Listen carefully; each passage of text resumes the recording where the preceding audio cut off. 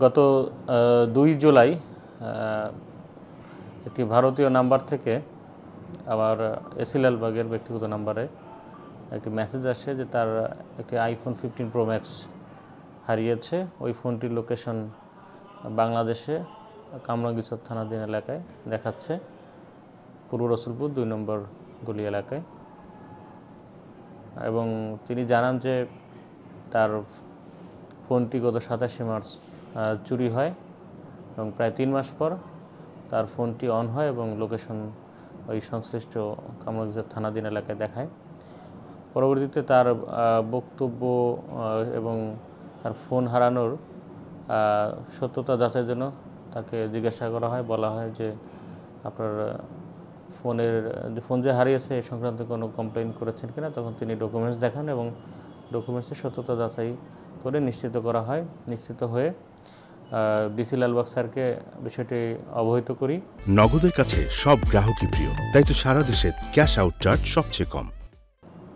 স্যারের নির্দেশনাক্রমে ফোনের আইএমইআই এবং তথ্য প্রযুক্তি ব্যবহার করে আইএমইআই সার্চ করে আমরা ওই ফোনটি যে ইউজ হচ্ছে সেই নাম্বার এবং সেই নাম্বারের মালিক অর্থাৎ ব্যবহারকারী সেটা আমরা নিশ্চিত এবং তখন এরপরে তাকে ডেকে তার ওই ফোনটির বিষয়ে জিজ্ঞাসাবাদ করা হয়।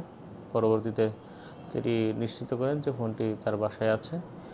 এরপর ফোনের সূত্র ধরে আমরা ওই ফোনটি উদ্ধার করি এবং তখন আমরা ওখানে ফোনটি উদ্ধার করে আমরা জানতে পারি যে সেখানে জিজ্ঞাসাবাদে আরও জানতে পারি যে তার বাসায় এরকম আরও অনেক ফোন রয়েছে এবং তার বাসায় আমরা কিছু থানা পুলিশের একটি টিম ওখানে বাসায় গিয়ে অভিযান চালিয়ে আরও উল্লেখযোগ্য সংখ্যক বিভিন্ন চোরাই আইফোন সহ বিভিন্ন ব্র্যান্ড এবং মডেলের স্মার্টফোন উদ্ধার করা হয়।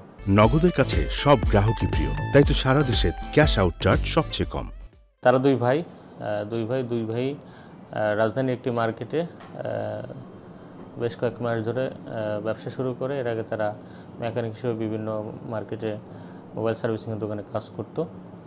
তো তাদের দুজনের আরও জিজ্ঞাসাবাদ করা হয়। জিজ্ঞাসাবাদ করে ওই মার্কেটে গিয়ে মালিক সমিতির সহায়তায় আমরা আরও বেশ কিছু ফোন উদ্ধার করি। টোটাল আমরা 207টি ফোন আমরা উদ্ধার করি। এর মধ্যে 138টি আইফোন বিভিন্ন ব্র্যান্ড এবং মডেলের এবং অন্যান্য ব্র্যান্ডেরও আপনার স্মার্টফোন রয়েছে।